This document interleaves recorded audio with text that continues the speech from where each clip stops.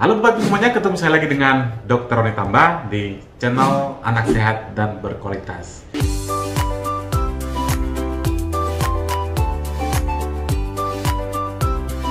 Apa kabarnya Bapak Ibu semuanya? Saya mendoakan agar semuanya sehat selalu. Kali ini saya akan membawakan satu materi. Kira-kira judulnya gini. Ternyata tidak semua anak yang stunting itu kurus, bisa juga gemuk. Kira-kira kenapa demikian? Jadi artinya orang tua jangan berpikir kalau anak gemuk itu tidak berarti bebas stunting. Ternyata ada juga anak yang gemuk itu stunting.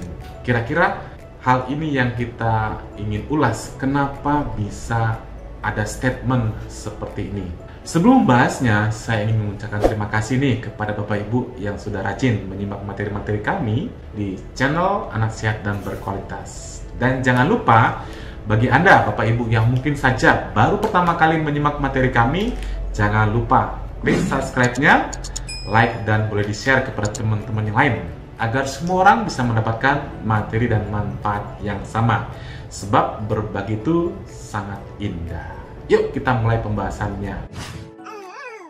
Jadi stunting berasal dari kata stunted. Stunted itu pendek. Apa bedanya stunted dan juga stunting? Stunting itu pendek, sedangkan stunting itu pendek juga, tapi karena adanya kekurangan dari nutrisi yang kronis. Artinya kalau stunted itu pendek bisa saja normal, bisa saja karena misalnya karena familial atau genetik atau karena sebab lain. Sedangkan kalau stunting dia pendek dan adanya gangguan nutrisi yang sifatnya kronis. Kita tahu bahwa supaya tinggi badan anak itu bertambah, itu dipengaruhi oleh hormon pertumbuhan.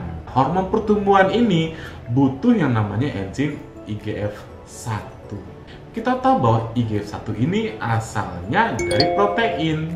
Jadi kalau misalnya proteinnya turun atau rendah intake si anak, maka IGF-1-nya atau IGF-1-nya akan turun juga.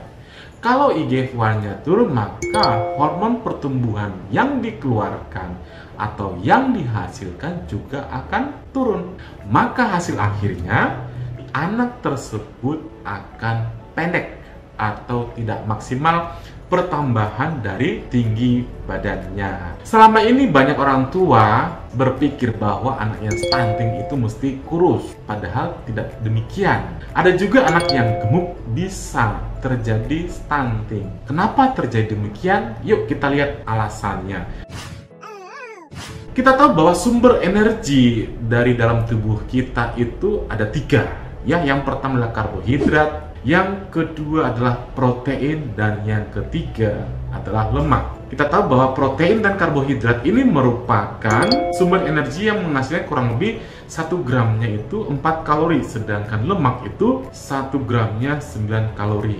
Biasanya tubuh itu akan menggunakan sumber energi dari karbohidrat dan protein terlebih dahulu. Yang sumber lemak itu di eman-eman. Karena kondisi yang semakin lama, semakin tidak menentu jumlah asupan dari energinya, maka tubuh si anak itu akan melakukan yang namanya adaptasi metabolik.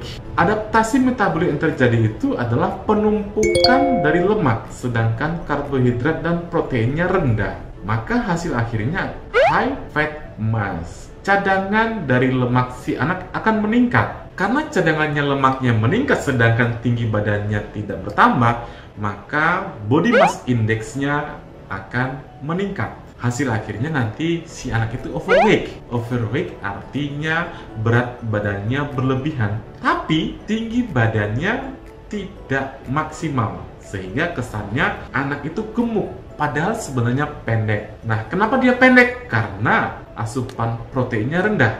Kenapa dia gemuk? Karena metabolismenya itu sudah mengalami namanya adaptasi, di mana dia akan menumpuk cadangan lemaknya di eman-eman cadangan lemaknya karena mendahulukan penggunaan yang namanya karbohidrat dan protein.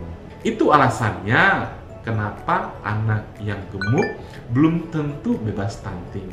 Ingat, nanti pada materi berikutnya kita akan bahas apa definisi stunting dan apa parameter, apa dasar diagnosa anak dikatakan stunting. Demikian Bapak Ibu semuanya, saya sudah paparkan materi ini. Mudah-mudahan bermanfaat bagi kita semuanya. Salam sehat, dadah.